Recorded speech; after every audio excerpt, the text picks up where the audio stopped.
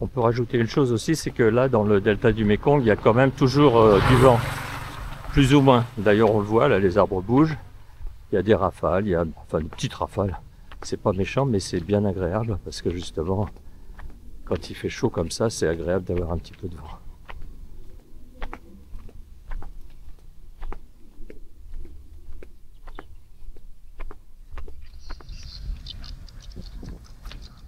Il y a un réparateur de moto, je ne sais pas s'il est ouvert. C'est un jour férié, mais oui, bien sûr, il travaille. Apparemment.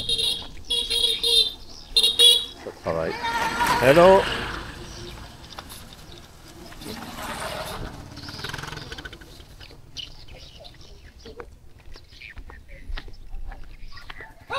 Bon, alors, il est bien évident qu'ici, je ne peux pas passer pour un... Oui, les chiens, d'accord. Oui, les chiens. Ouais. Courageux, courageux, mais pas téméraire. Bon, il est bien évident qu'ici, je peux pas passer pour un Vietnamien. Tout le monde me dit hello.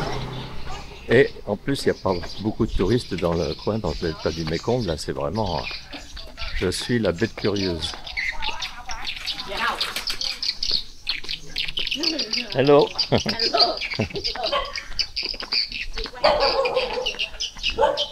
Bon, je pourrais leur dire en vietnamien.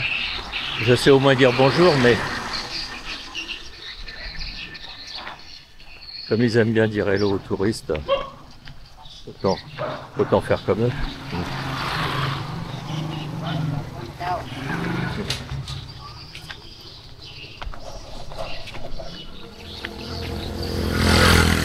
Bon, quand je disais qu'ils travaillent 7 jours sur 7, c'est vrai pour tous les commerçants. Ça a beau être un jour férié, vous risquez pas de mourir de faim parce que tout est ouvert. Tous les marchands et les petits restaurants sont ouverts. Les cafés aussi. Bon, encore un réparateur qui est ouvert et qui bosse. Hello. Thank you. No, thank you. Ah, ils étaient prêts à m'inviter à boire une bière. Ce qui est bien aussi ici, c'est qu'en fait en moto, que vous tombiez en panne d'essence ou que vous creviez un pneu, vous allez trouver un réparateur. Bon, quand vous êtes à Saigon, vous allez le trouver tous les 10 mètres. J'exagère à peine. Ici, il faudra aller un petit peu plus loin, mais à mon avis, vous ne ferez pas plusieurs centaines de mètres avant d'en trouver un, avant de trouver quelqu'un qui va vous dépanner en tout cas. Donc, il n'y a pas d'inquiétude à avoir de ce côté-là. Alors, ce que j'apprécie aussi, c'est la gentillesse des gens. Et puis, généralement, il y a peut-être des exceptions, mais moi, pour l'instant, j'en ai pas trouvé. Ils n'essayent pas de vous arnaquer. Bon, il est certain qu'ici, dans les petits villages du delta du Mékong, des touristes, il n'y en a pas. Donc, ils vont pas prendre l'habitude d'arnaquer les touristes. Le jour où ils en voient un, ils sont très contents de lui rendre service. Bien sûr, il y a peut-être des exceptions, mais enfin, moi, je n'ai eu aucun problème. J'ai toujours été reçu avec beaucoup d'amabilité et vu les prix qu'on m'a demandé, on m'a vraiment pas arnaqué quoi. Alors c'est formidable de voir les motos qui transportent là du foin ou des cochons ou tout ce qu'on veut. C'est toujours des cups complètement rouillés, c'est des tas de rouille. On ne sait pas comment elles roulent encore, mais elles démarrent au quart de tour et le moteur marche très bien. Elles sont entretenues au niveau du moteur, pour le reste, ils s'en foutent un peu.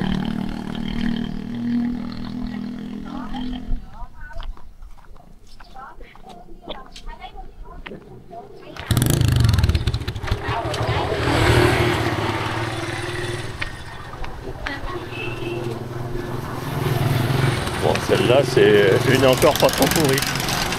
Pourrie, mais pas trop. Là,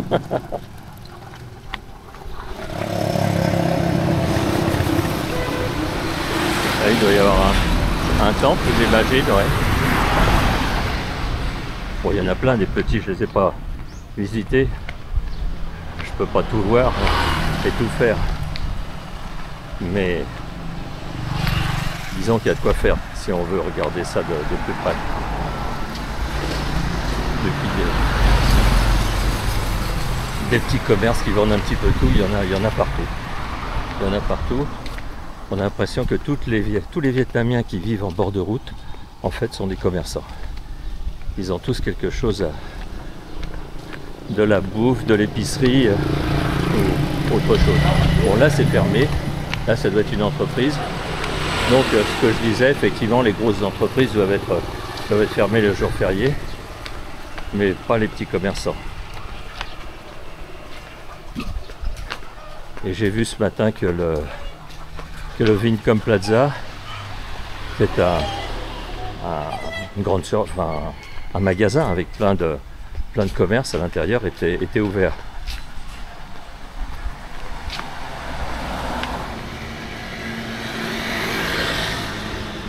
Belle petite Honda Scrambler ancienne.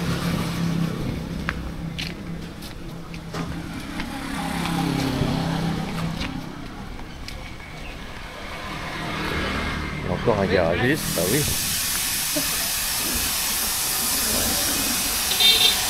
J'ai fait quoi? J'ai pas fait 200 mètres depuis à peine 100 mètres depuis le dernier garagiste. Il y a plein de motos, mais il y a plein de réparateurs aussi. Bon, c'est là qu'il faut que je tourne. Je commence à connaître les routes.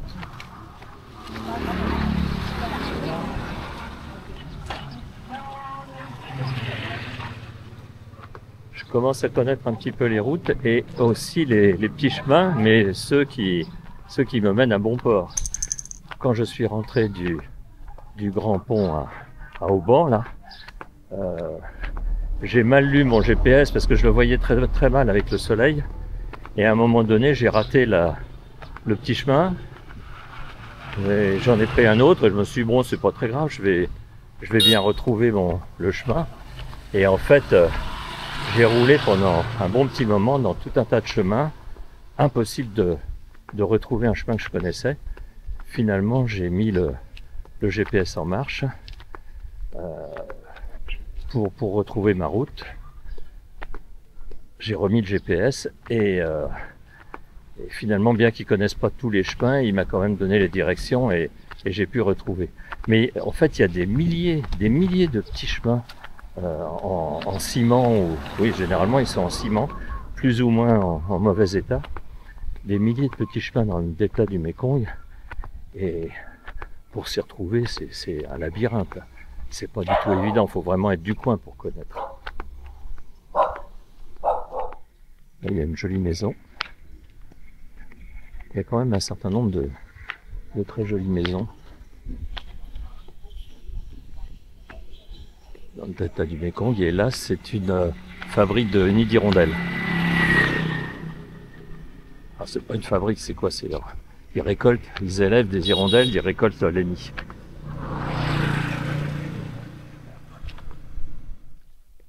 Une assez jolie maison. Il y en a bien plus grande, bien plus jolie encore.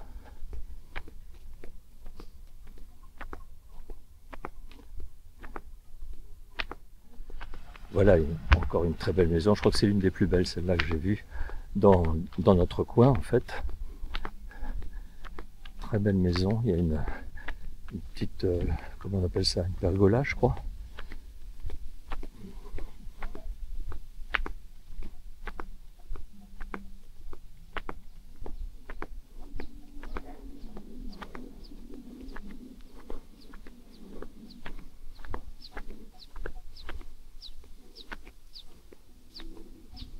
Oui, cette maison-là est absolument superbe.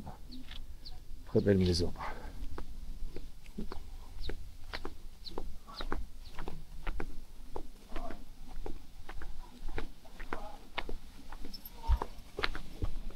Alors, il ne faut pas croire parce que le niveau, parce que le salaire moyen est très bas, que les Vietnamiens sont vraiment pauvres. Ils sont pauvres peut-être au niveau de l'argent, mais ils ont une qualité de vie qui est quand même correcte. Et bon, il y a des grosses différences, un gros écart entre le Vietnamien moyen, et puis celui qui est riche. Il y a quand même un certain pourcentage de Vietnamiens qui sont riches. Et quand ils sont riches, ils sont très riches même, je pense. Mais bon, le Vietnamien moyen, je ne pense pas qu'il soit malheureux. Je ne vois pas des gens malheureux ici. Je vois quand même des gens heureux, travailleurs, mais heureux. Je ne vois pas de SDF. Il y a très peu de mendiants. Alors, il y en a beaucoup qui vendent des billets de loterie. C'est une façon comme une autre de gagner un petit peu d'argent. Mais ce n'est pas de la mendicité. La mendicité, il y en a très peu, très peu. Bien sûr, là, je parle plutôt des grandes villes de Saigon. Je parle pas dans le delta du Mekong, bien sûr. Si, dans le delta du Mekong, il y a quand même pas mal de marchands de billets de loterie. Et des mendiants, il n'y en a quasiment pas.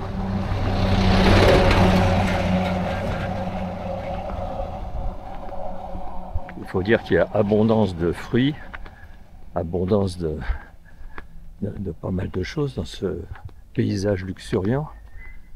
Donc déjà, être malheureux quand il fait chaud, qu'il y a du soleil et qu'il y a des fruits à volonté, c'est déjà moins difficile que d'être SDF dans Paris où on peut mourir de froid pendant la nuit, l'hiver. En plus, les Vietnamiens sont très familles. C'est impensable ici de laisser ses parents dans la rue. Donc là encore, celui qui est SDF, c'est vraiment qu'il a plus du tout de famille. Ici, la famille, ça compte plus que tout. Les parents, c'est ce qu'il y a de plus important. C'est eux qui vous ont élevé, donc c'est la mentalité asiatique, c'est ça. Je sais que ma femme, pour elle, elle a plus ses parents, mais son frère, sa sœur, c'est ce qu'elle a de plus important au monde. Et je le comprends et je trouve ça tout à fait normal et louable. Et c'est pas toujours le cas dans nos pays dits civilisés. Alors là, notre chemin principal, c'est celui-là.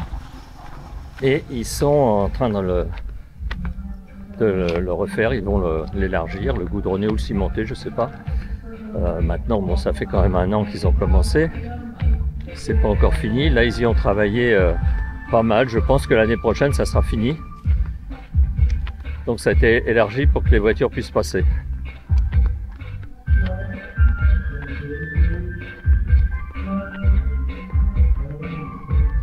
Alors qui aime bien châtie bien. Pour parler des Vietnamiens, si on peut leur faire quand même un reproche, à mon avis, un reproche justifié, c'est le fait qu'ils soient un petit peu macho. Encore que bon, ça, personnellement, c'est pas ça qui me dérange puisque je suis de la vieille école, l'école où l'homme travaille, il ramène l'argent et la femme elle s'occupe du foyer. Mais ils ont tendance à sortir de temps en temps avec les copains et à picoler. Et ça, c'est un petit peu un fléau. Parce que bien souvent, ils sont bourrés et c'est comme ça qu'ils ont des accidents. Alors j'ai d'ailleurs le cas de quelqu'un de la famille qui conduit une petite moto chinoise à 3 roues, là, qui fait du transport. Et dernièrement, il a été arrêté parce qu'il s'était blessé, il s'était payé un arbre parce qu'il était rentré bourré un soir. Et c'est pas la première fois que ça lui arrive, c'est la 3e. Donc je lui ai dit, mais attends, là il faut quand même faire quelque chose, il faut que tu arrêtes de boire. Et il a dit, ah non, mais je peux pas, parce que si je vais avec les copains, si tu bois pas, t'es pas un homme.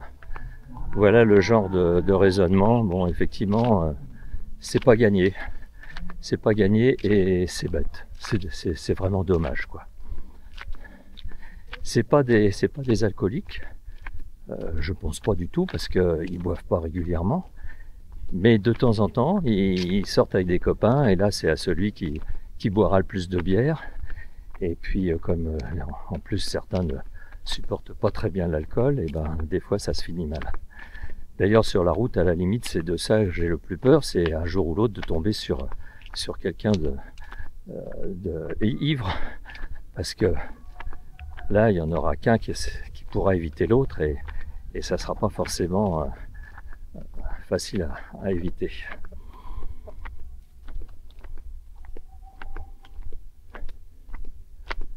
Bon, je dresse un tableau un petit peu noir, là, c'est peut-être pas à ce point-là, mais c'est quand même, je pense, encore quelque chose qui n'est pas tout à fait résolu. Bon, là, ils ont mis du gravier, du gravillon.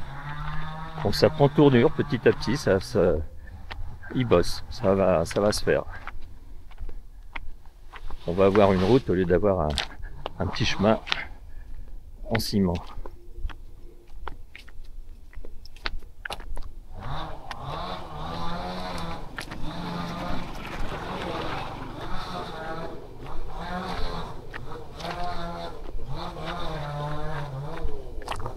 Bon, du coup, ce qui reste du chemin, c'est un peu abîmé.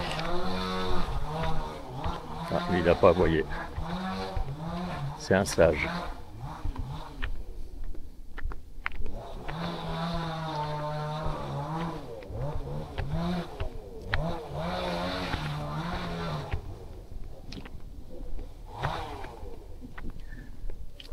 Alors les nuisances sonores, ils connaissent pas. Ça c'est encore, je dis, on va pas changer les mœurs. Hein. Ils ont leur façon de faire. On a la nôtre. Bon, là qu'on soit un dimanche, un jour férié ou quoi que ce soit, s'il a besoin de travailler, de faire du bruit, il le fera. Les karaokés, ils vont pas se gêner non plus. Et en plus, ils le font le plus fort possible. Il faut que tout le monde puisse en profiter. Bon, comme je l'ai dit, on va pas les changer. Ou on accepte, comment dirais-je, on s'y fait, on fait comme eux, on accepte, ou alors on ne vient pas ici.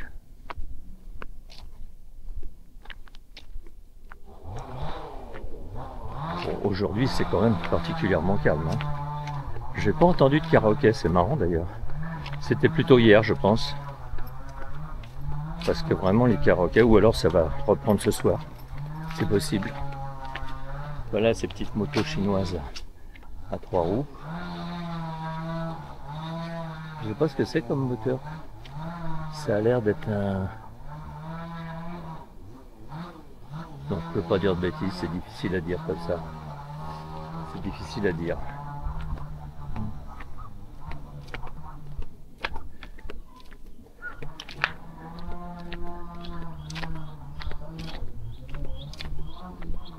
Surtout que je pense qu'il y a plusieurs moteurs. J'ai vu des monos ou des bicylindres et là, style moto. Et là, ce truc, ça a plutôt l'air d'être un petit diesel ou un moteur genre moteur de voiture en modèle réduit.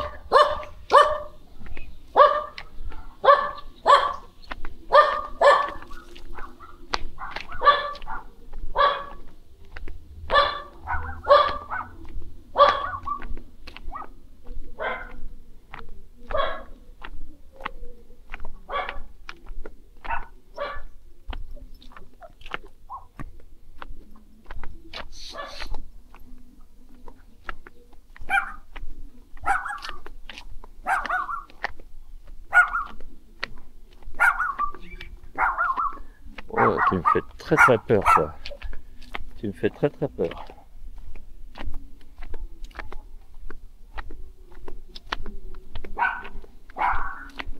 Ouais, ouais. Je joue les fanfarons maintenant que je suis passé. Je joue les fanfarons.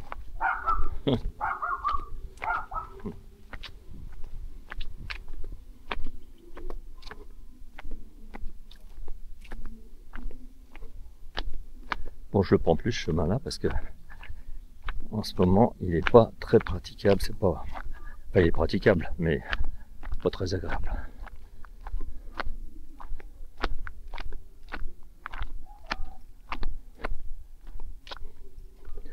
En plus, je ne sais pas jusqu'à quel point on peut pas se crever les pneus sur ce machin-là. Je crois que je l'ai fait en vélo et j'ai pas crevé de pneus, mais enfin, c'est peut-être pas recommandé quand même ces cailloux plus ou moins pointus.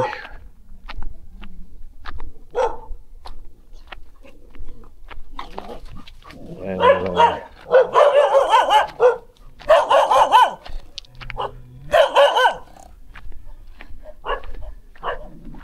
sont d'autant plus courageux quand il y a une grille. Quand il n'y a pas de grille, des fois ils se taisent.